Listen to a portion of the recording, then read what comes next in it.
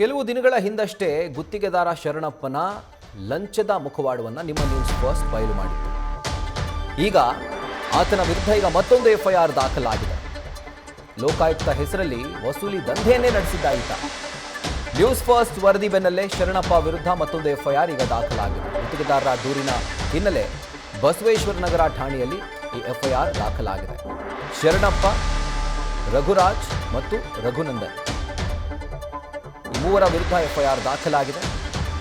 ಇನ್ನು ಈತನ ವಸೂಲಿಗೆ ಸಹಕಾರ ನೀಡ್ತಾ ಇದ್ದ ಮತ್ತಿಬ್ಬರು ಕೂಡ ಈ ಒಂದು ಪ್ರಕರಣಕ್ಕೆ ಸಂಬಂಧಪಟ್ಟಂತೆ ಲಾಕ್ ಆಗಿದ್ದಾರೆ. ವಿದ್ಯುತ್ ಗುತ್ತಿಗೆದಾರರಿಂದಲೇ ಈ ಗ್ಯಾಂಗ್ನ ಮುಖವಾಡ ಈಗ ಬಟಾ ಬಯಲಾಗಿರುವಂಥದ್ದು. ಈತ ಏನು ಮಾಡ್ತಾ ಇದ್ದ ಅಂತಂದರೆ, ಚಿಕ್ಕ ಪುಟ್ಟ ಲಂಚವನ್ನು ಪಡ್ಕೊಳ್ಳುವಂಥ ಅಧಿಕಾರಿಗಳನ್ನು ವಿಡಿಯೋ ಮಾಡಿಟ್ಕೊಂಡು ಅವರನ್ನು ಹೆದರಿಸಿ ಬೆದರಿಸಿ 1,000 ರೂಪಾಯಿ ಲಂಚ ಪಡೆದಂಥ ಪ್ರಕರಣಗಳಲ್ಲಿ ಈತ ಲಕ್ಷ ವಸೂಲು ಮಾಡಿದ್ದ. ಬ್ಲ್ಯಾಕ್ ಮೇಲ್ ಮಾಡಿ 2,000 ರೂಪಾಯಿ ಲಂಚ ತಗೊಂಡ್ರೆ 5 ಲಕ್ಷ ಪೀಕ್ತಾ ಇದ್ದ, 1.5 ಲಕ್ಷ ಇಷ್ಟೆಲ್ಲ ಪೀಕ್ತಾ ಇದ್ದ. ಈಗ ಅಂತೂ ಇಂತೂ ಈತನ ವಿರುದ್ಧ ಆಗಲೇ ಒಂದು ಎಫ್ಐಆರ್ ದಾಖಲಾಗಿತ್ತು. ಈಗ ಮತ್ತೊಂದು ಎಫ್ಐಆರ್ ದಾಖಲಾಗಿದೆ. ಈಗ ಕೇವಲ ಈತ ಒಬ್ಬ ಅಷ್ಟೇ ಅಲ್ಲ, ಈತನ ಗ್ಯಾಂಗ್ ವಿರುದ್ಧ ಕೂಡ ಈಗ ಎಫ್ಐಆರ್ ದಾಖಲಾಗಿದೆ. ಇದು ನಿಮ್ಮ ನ್ಯೂಸ್ ಫಸ್ಟ್ನ ಒಂದು ಇಂಪ್ಯಾಕ್ಟ್ ಆಗಿದೆ. ಇದರ ಕುರಿತಾಗಿ ಡೀಟೇಲ್ಸ್ ಅನ್ನ ಕೊಡ್ತಾರೆ ನಮ್ಮ ಪ್ರತಿನಿಧಿ ರಘುಪಾಲ್. ಈ ಶರಣಪ್ಪನನ್ನ ನೋಡಿದ್ರೆ ಬರೀ 3-4 ಜನ ಅಷ್ಟೇ ಅಲ್ಲ, ಒಂದು ದೊಡ್ಡ ಸಿಂಡಿಕೇಟೇ ಇರೋ ತರ ಕಾಣಿಸ್ತಾ ಇದೆ ಅಂತ. ಮುಂದಿನ ದಿನಗಳಲ್ಲಿ ಅವರ ಮುಖವಾಡವನ್ನು ಕೂಡ ಬಹುಶಃ ನ್ಯೂಸ್ ಫಸ್ಟ್ ಬಯಲು ಮಾಡಬಹುದೇನೋ. ರಾಹುಲ್, ಖಂಡಿತವಾಗ್ಲೂ ವಿದ್ಯುತ್ ಗುತ್ತಿಗೆದಾರನಾಗಿರುವಂತಹ ಶರಣಪ್ಪ ಕುರುಬನಾಳನ ವಿರುದ್ಧ ಆತ ಬೆಸ್ಕಾಂ ಅಧಿಕಾರಿಗಳಿಂದ ವಸೂಲಿ ಮಾಡಿರುವಂತಹ ಹಣದ ಬಗ್ಗೆ ದಾಖಲೆ ಸಮೇತ ವರದಿಯನ್ನು ಪ್ರಸಾರ ಮಾಡಿದ್ವಿ. ನಿರಂತರವಾಗಿ ಈ ಶರಣಪ್ಪ ಕುರುಬನಾಳ ಅನ್ನೋ ವ್ಯಕ್ತಿ ವಿಡಿಯೋಗಳನ್ನು ಇಟ್ಕೊಂಡು ಯಾವ ರೀತಿಯಾಗಿ ಬ್ಲ್ಯಾಕ್ ಮೇಲ್ ಮಾಡ್ತಾ ಇದ್ದ, ಲೋಕಾಯುಕ್ತ ಅಧಿಕಾರಿಗಳ ಹೆಸರುಗಳನ್ನು ದುರುಪಯೋಗ ಪಡಿಸ್ಕೊಳ್ತಾ ಇದ್ದ, ಬೆಸ್ಕಾಂ ಹಿರಿಯ ಅಧಿಕಾರಿಗಳ ಹೆಸರೇಳಿ ಹಣವನ್ನು ಪಡ್ಕೊಳ್ತಾ ಇದ್ದ. ಇದಕ್ಕೆ ಸಂಬಂಧಪಟ್ಟಂತೆ ವಿಸ್ತೃತವಾದಂತಹ ವರದಿಯನ್ನು ನ್ಯೂಸ್ ಫಸ್ಟ್ ಪ್ರಸಾರ ಮಾಡಿತ್ತು. ಅದಾದ ನಂತರದಲ್ಲಿ ಶರಣಪ್ಪನ ವಿರುದ್ಧ ಲೋಕಾಯುಕ್ತದಲ್ಲಿ ಎಫ್ಐಆರ್ ದಾಖಲಾಗುತ್ತೆ. ಬೆಸ್ಕಾಂನ ಹಿರಿಯ ಅಧಿಕಾರಿಗಳು ಕೂಡ ಆತನ ವಿರುದ್ಧ ಶಿಸ್ತು ಕ್ರಮಕ್ಕೆ ಮುಂದಾಗ್ತಾರೆ.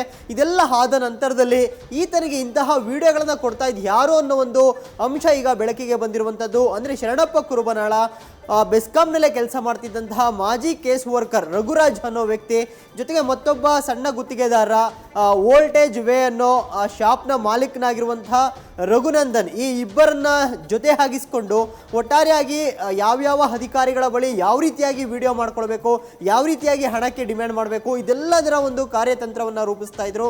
ಇದೀಗ ಮೂವರ ವಿರುದ್ಧ ಬೆಂಗಳೂರಿನ ಬಸವೇಶ್ವರ ನಗರ ಪೊಲೀಸ್ ಸ್ಟೇಷನ್ನಲ್ಲಿ ಎಫ್ಐಆರ್ ದಾಖಲಾಗಿರುವಂಥದ್ದು. ಅಂದರೆ ಒಬ್ಬ ಮಾಜಿ ಕೇಸ್ ವರ್ಕರ್ ಬೆಸ್ಕಾಂನಲ್ಲೇ ಕೆಲಸ ಮಾಡ್ತಿರುವಂತಹ ರಘುರಾಜ್, ಆತನ ಜೊತೆಯಲ್ಲಿ ರಘುನಂದನ್, ಆತನು ಕೂಡ ಸಣ್ಣ ಪುಟ್ಟ ಕಾಂಟ್ರಾಕ್ಟ್ ಆಗಿ ಕೆಲಸ ಮಾಡ್ತಿರುವಂಥದ್ದು, ಗುತ್ತಿಗೆದಾರನ ಕೆಲಸ ಮಾಡ್ತಿದ್ದಾನೆ. ಇವರಿಬ್ಬರು ಕೂಡ ವಿಡಿಯೋಗಳನ್ನು ಮಾಡಿ ಶರಣಪ್ಪನಿಗೆ ಕೊಡ್ತಾ ಇದ್ರು. ಶರಣಪ್ಪನಿಗೆ ಕೊಟ್ಟ ನಂತರದಲ್ಲಿ ಆ ಅಧಿಕಾರಿಯ ಬಳಿ ಯಾವ ರೀತಿಯಾಗಿ ಹಣ ವಸೂಲಿ ಮಾಡಬೇಕು ಅನ್ನೋ ಒಂದು ಪ್ಲಾನ್ ಮಾಡಿಕೊಂಡು ಹಣಕ್ಕೆ ಡಿಮ್ಯಾಂಡ್ ಮಾಡ್ತಾ ಇದ್ರು. ಇದೀಗ ಈ 3 ಜನರ ವಿರುದ್ಧ ಎಫ್ಐಆರ್ ದಾಖಲಾಗಿದೆ. ವಿಚಾರಣೆಗೆ ಕೂಡ ಪೊಲೀಸರು ನಡೆಸ್ತಿರುವಂಥದ್ದು. Rahul. Right Raghupal, thank you ಡೀಟೇಲ್ಸ್ಗೆ.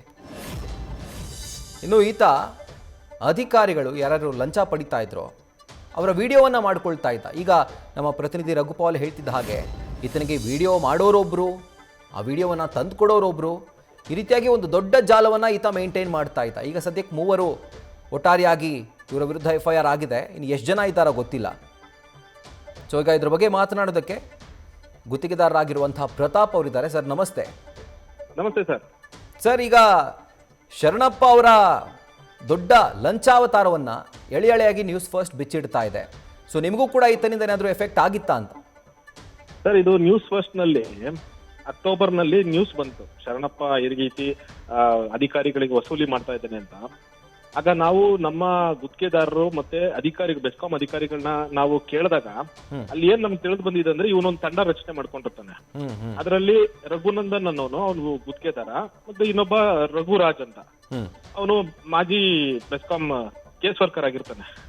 ಈ 3 ಜನ ಸೇರ್ಕೊಂಡು ಏನ್ ಮಾಡ್ತಾರೆ, ಈ ರಘುರಾಜ್ ಮತ್ತೆ ರಘುನಂದನ್ ವಿಡಿಯೋ ಮಾಡಿ ಶರಣಪ್ಪನ್ಗೆ ತಗೊಂಡೋಗ್ ಕೊಡ್ತಾರೆ. ಅವಾಗ ಶರಣಪ್ಪ ಅಧಿಕಾರಿಗೆ ಫೋನ್ ಮಾಡಿ ಅವನ್ಗೆ ವಿಡಿಯೋ ಕಳಿಸಿ, ನೀನ್ ಬರ್ಲಿಲ್ಲ ಅಂದ್ರೆ ನಿನ್ ಮೇಲೆ ಲೋಕಾಯುಕ್ತ ಅರೆಸ್ಟ್ ಮಾಡ್ತೀನಿ, ಇನ್ನ ಸಸ್ಪೆಂಡ್ ಮಾಡ್ತೀನಿ ಅಂತ ಹೆದರ್ಸಿ ಅವರು ಇವ್ರನ್ನ ಬಂದು ಮೀಟ್ ಮಾಡೋ ಮಾಡ್ತಾರೆ. ಇವ್ರು ಮೀಟ್ ಮಾಡಕ್ ಬಂದಾಗ ಇವರು ಅವ್ನಿಗೆ ಕಾವಲಿರ್ತಾರೆ. ರಘುರಾಜ್ ಮತ್ತು ರಘುನಂದನ್ ಅಧಿಕಾರಿ ಮೊಬೈಲ್ ತಗೊಳ್ಳೋದಾಗ್ಲಿ, ಅವ್ರು ಏನಾದ್ರು ತಂದಿದಾರ, ರೆಕಾರ್ಡಿಂಗ್ ಡಿವೈಸ್ ತಂದಿದಾರ ಅಂತ ನೋಡಿ ಅವ್ರ ಜೊತೆ ಯಾರು ಬಂದಿದ್ರೆ ಅವ್ರನ್ನ ಅಲ್ಲೇ ಇರಿಸ್ಕೊಂಡು ಈ ಶರಣಪ್ಪನ ಹತ್ರ ಕಳಿಸ್ತಾ ಇದ್ರು. ಈ ಶರಣಪ್ಪ ಈ ಎಲ್ಲಾನು ನೋಡ್ಕೊಂಡು ಇಷ್ಟು ದುಡ್ಡನ್ನು ಡಿಮಾಂಡ್ ಮಾಡ್ತಾ ಇದ್ದ.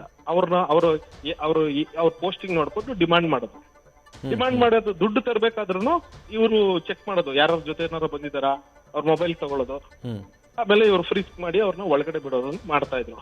ಅಧಿಕಾರಿಗಳು ನಮ್ಮ ಹತ್ರ ಅದೇ ಬಂದು ಈ ತರ ನಡೀತಾ ಇದೆ, ದಯವಿಟ್ಟು ಏನಾದ್ರು ಮಾಡಿ ಅಂತ ಹೇಳಿದಾಗ ನಾನೇ ಒಂದು ಸಾಮಾಜಿಕ ಕಳಕಳಿಯಿಂದ ಹೋಗಿ ಬಸವೇಶ್ವರನಗರ ಸ್ಟೇಷನ್ ಅಲ್ಲಿ ಕಂಪ್ಲೇಂಟ್ ಕೊಟ್ಟಿದ್ದೇನೆ. ಓಕೆ, ಈ ರೀತಿ ಮಾಡಿ ಇನ್ನೊಂದೇನ್ ಮಾಡಿದ್ದಾರೆ ಸರ್, ಇವ್ರು ದುಡ್ಡನ್ನ ಹಂಚ್ಕೊಂಡು ಭಾರಿ ಐಷಾರಾಮಿ ಜೀವನ ನಡೆಸ್ತಾ ಇದಾರೆ. ಈಗ ರಘುರಾಜ್ ಅಂತ ಕೇಸ್ ವರ್ಕರ್, ಬರೀ ಅವರು ಮಾಜಿ ಕೇಸ್ ವರ್ಕರ್ 1 ವರ್ಷದಲ್ಲಿ 4 ಕಾರ್ ತಗೊಂಡಿದ್ದಾರೆ ಸರ್. ಒಂದು BMW ಕಾರು, ಒಂದು ಹೋಂಡಾ ಸಿಟಿ ಕಾರು, ಆಮೇಲೆ ಒಂದು ಇನೋವಾ, ಆಮೇಲೆ ಒಂದು ಬ್ರೆಜಾ, ಟ್ರಿಪ್ಲೆಕ್ಸ್ ಮನೆ ಕಟ್ಟಿದ್ದಾರೆ. ಬಹುಶಃ ಅವರ ಹೈಯರ್ ಅಥಾರಿಟಿ ನೋಡಿದ್ರೆ ಅವ್ರ ಹತ್ರನೂ ಈ ತರ ಕಾರ್ ಇರ್ತಿತ್ತೋ ಏನೋ ಗೊತ್ತಿಲ್ಲ. ಅವ್ರ ಹತ್ರ ಇಲ್ಲ ಸರ್, ಯಾರ ಹತ್ರನೂ ಇಲ್ಲ. ನೋಡಿ, ಇವರ 13,000 ಸಂಬಳಕ್ಕೆ ಬಂದಿತ್ತು ವ್ಯಕ್ತಿ, ಹೇಗೆ 1 ವರ್ಷದಲ್ಲಿ ಇಷ್ಟೊಂದು ಸಾಧ್ಯ ಸರ್? 1 ವರ್ಷದಿಂದ ಯಾರಿಗೂ ಗುತ್ತಿಗೆದಾರ ಕೆಲಸನೇ ಇಲ್ಲ. ಇವ್ರು ಇದನ್ನ ಮಾಡಿರೋ ಈ ತರ ವಿಡಿಯೋ ಮಾಡಿ ಲಪ್ಟಾಯಿಸಿರೋ ದುಡ್ಡಲ್ಲಿ ಭಾರಿ ಐಷಾರಾಮಿ ಜೀವನ ನಡೆಸ್ತಾ ಇದಾರೆ 3 ಜನ. ಇದನ್ನ ನೋಡಿ ಅದಕ್ಕೆ ನಾವು ಒಂದು ಕಂಪ್ಲೇಂಟ್ ಅನ್ನ FIR ಒಳ್ಳೆ ಕೆಲಸ ಸರ್. ಆಕ್ಚುಲಿ ಇವರ ಲಂಚದ ನಾಟಕ ಇತ್ತಲ್ಲ, ನೀವು ನನಗೆ ಲಂಚ ಕೊಡಬೇಡಿ, ಮಠಕ್ಕೆ ಚಾರಿಟಿ ಕೊಡಿ ಅಂತ ಕೇಳ್ತಾರಲ್ಲ, ಮಠಗಳ ಹೆಸರಿಟ್ಕೊಂಡು, ಅನಾಥಾಶ್ರಮಗಳ ಹೆಸರಿಟ್ಕೊಂಡು ಈ ರೀತಿಯಾಗಿ ಆ ಕಾಸುಗಳಿಗೆ ಆಸೆ ಪಡ್ತಾರಲ್ಲ, ಇಂಥವರ ವಿರುದ್ಧ ಫಸ್ಟ್ ಲೋಕಾಯುಕ್ತ ಅಧಿಕಾರಿಗಳು ಕ್ರಮ ಕೈಗೊಳ್ಳಬೇಕು, ಪೊಲೀಸರು ಕ್ರಮ ಕೈಗೊಳ್ಳಬೇಕು. ನೀವು ಕ್ರಮ ಕೈಗೊಳ್ಬೇಕು ಸರ್. ಅದಕ್ಕೆ ನಾನು ಕಂಪ್ಲೇಂಟ್ ಮಾಡಿದ್ದೀನಿ, ಡೀಟೇಲ್ಸ್ ಕೊಟ್ಟಿದ್ದೀನಿ. ಮುಂದೆ ಇವ್ರಿಗೆ ಶಿಕ್ಷೆ ಆಗ್ಲಿ ಅಂತ ನಾನು ನ್ಯಾಯ ಸಿಗುವಂತ ಭರವಸೆ ನಮಗೂ ಕೂಡ ಇದೆ. ನ್ಯಾಯ ಸಿಕ್ಕೇ ಸಿಗುತ್ತೆ ಅನ್ನುವಂಥ ಭರವಸೆ ನಾವು ಕೂಡ ಇಡೋಣ ಈ ಒಂದು ಪ್ರಕರಣದಲ್ಲಿ. Thank you so much. News first, ನಿರ್ಭೀತಿಯಿಂದ ನಿಮ್ಮ ಪರವಾಗಿ.